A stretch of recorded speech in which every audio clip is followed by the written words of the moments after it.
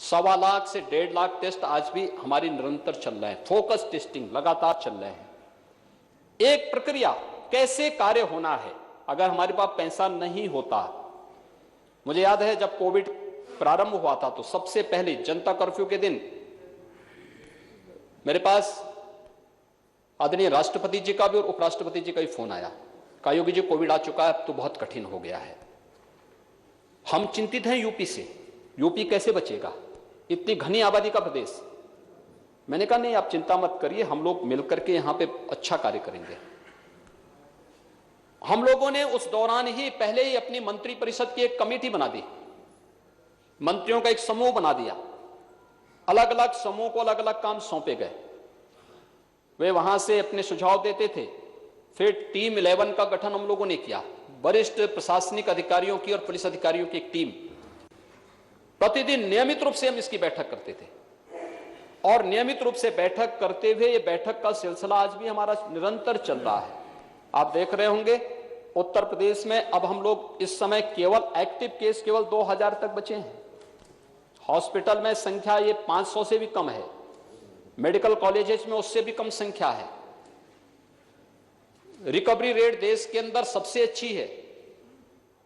मौत के आंकड़े, मौत एक भी बुरी होती है, लेकिन अगर मौत के आंकड़े आप देखेंगे तो मैंने पिछली बार दिल्ली का उदाहरण आपके सामने दिया था।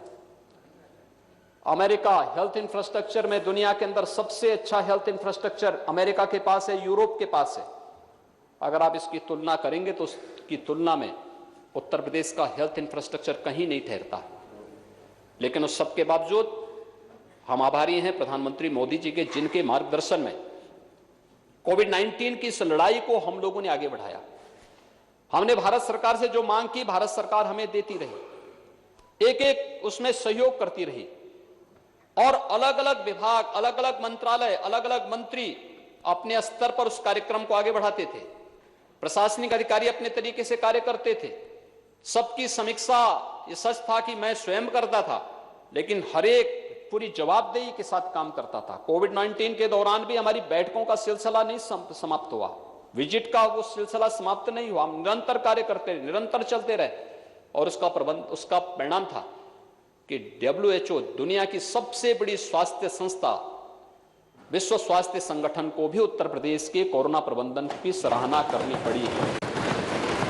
ये कोरोना प्रबंधन के लिए उत्तर प्रदेश की सराहना उत्तर प्रदेश के 24 करोड़ लोगों का सम्मान है, उनके दिए गए योगदान का सम्मान है, उन सभी दानदाताओं का जिन्होंने कोविड प्रबंधन में अपना योगदान किया। सदन के मान्य सदस्यों ने किया, तमाम व्यापारिक संगठनों ने, औद्योगिक संगठनों ने भी किया, सामान्य नागरिकों ने भी किया।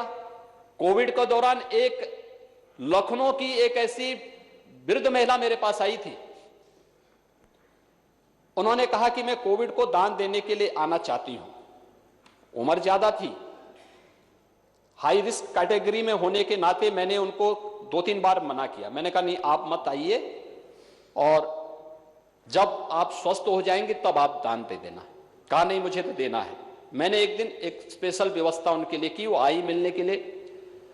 अब आश्चर्य करेंगे, उन्होंने कहा कि मेरे पास एक मकान है और मेरे जीवन भर की ये पूंजी है, पूरी जीवन भर की पूंजी को और मकान को, उसने कहा साहब मैं ये कोरोना के लिए उपचार के लिए दान देना चाहती हूं। तो मैंने कहा माता जी आप पैसा तो दे दीजिए लेकिन मकान अपने पास रखिए, मकान लेके सरकार क्या करेगी।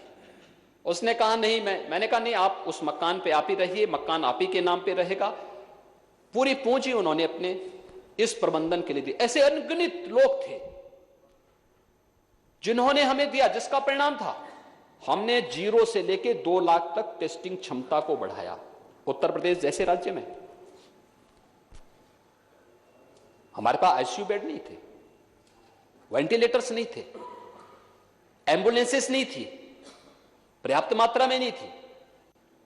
36 जिले ऐसे थे जहां पे कोई वेंटिलेटर नहीं था। हमारे पास कोविड के उपचार के लिए आइसोलेशन बेड्स की कमी थी, हम उसको बढ़ाते बढ़ाते 1.5 लाख तक लेके गए। 1.5 लाख बेड कोविड हॉस्पिटल में। हर जिले में वेंटिलेटर्स उपलब्ध कराए गए, HFNC उपलब्ध कराई गई। यहां पे हम चर्चा कर रहे थे कि PPE किट का घोटाला हुआ, पल्स ऑक्सीमीटर और